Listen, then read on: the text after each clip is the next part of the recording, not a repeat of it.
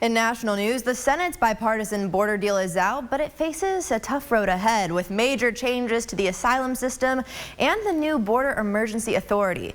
Elements like these are getting criticism from both sides of the aisle, but soon the first procedural vote has to be made. Scripps News congressional correspondent Stephanie Lee Bergen joins us live from Capitol Hill with the latest now. Good morning, Stephanie. Hey, good morning. Well, this first procedural vote set for tomorrow, and it's already looking like it's not in a great shape for this piece of legislation. There are some Republicans, a number of them already coming out against this bill, even though it does include some elements that Republicans have long been calling for. So this bill includes not only the border security elements, but also the international aid that the White House has been asking for months. We're talking $60 billion to Ukraine, $14 billion to Israel and Gaza, another $5 billion to the Indo-Pacific, and then it earmarks $20 billion for these border security issues. One of the biggest changes in this bill is the Border Emergency Authority, which would allow or even require in some situations the president to shut down the southwest border. It would be triggered as a requirement if there are 5,000 people illegally crossing the border on average per day. But those 5,000 people aren't being released into the country. Those are encounters happening in between ports of entry. If it reaches that 5,000 level, the emergency authority is put into place. Then anybody else who illegally crosses the border would be immediately turned away. They would not be given the opportunity to apply for asylum, which is what a lot of these illegal border crossers do as soon as they encounter a Border Patrol agent.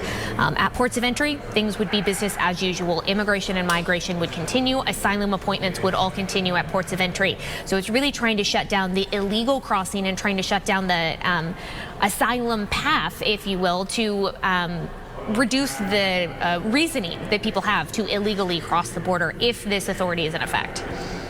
Now, Stephanie, Louisiana's Governor Jeff Landry wants to send the state National Guard to the U.S.-Mexico border. Just Sunday, Landry announced he looks forward to finding ways to send National Guard troops to the border in support of Texas in its standoff with the Biden administration. And since 2021, at least a dozen other states have deployed Guard members to Texas. And this comes as the Texas National Guard and Texas State Police have prevented U.S. Border Patrol agents from accessing the area called Shelby Park. You might be familiar.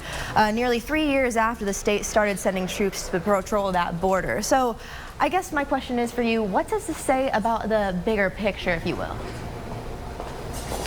Well, there is no disagreement between Democrats and Republicans that the border and immigration is an issue. It's been the thing that Congress has not been able to find any type of agreement on for years. I think really for decades is probably fair to say. The issue is the Democrats and Republicans have very different ideas about what they think will fix the problems at the border. They have very different ideas about what they think is the cause of the mass migration and asylum seeking that is happening, especially at the U.S. southern border. So it's the partisan policy disputes that have really prevented Congress from being able to do something in the past. That's why this bipartisan bill was negotiated by one top Republican, one top Democrat, one top independent in the Senate, was such a big accomplishment to put a piece of legislation together. But bipartisan compromise means there's some bipartisan criticism. There's a phrase here on Capitol Hill, don't let the perfect be the enemy of the good. And I think that's a bit of what's happening with this border bill right now, is that people on both sides of the aisle are criticizing the parts of the bill that they don't like, and therefore they're kind of overlooking or not maybe even putting enough emphasis on the parts of the bill that do what the various parties and lawmakers have been calling for. So it's one of those issues that unfortunately, at least right now, doesn't look like there's going to be a solution in the near future for the country's immigration challenges.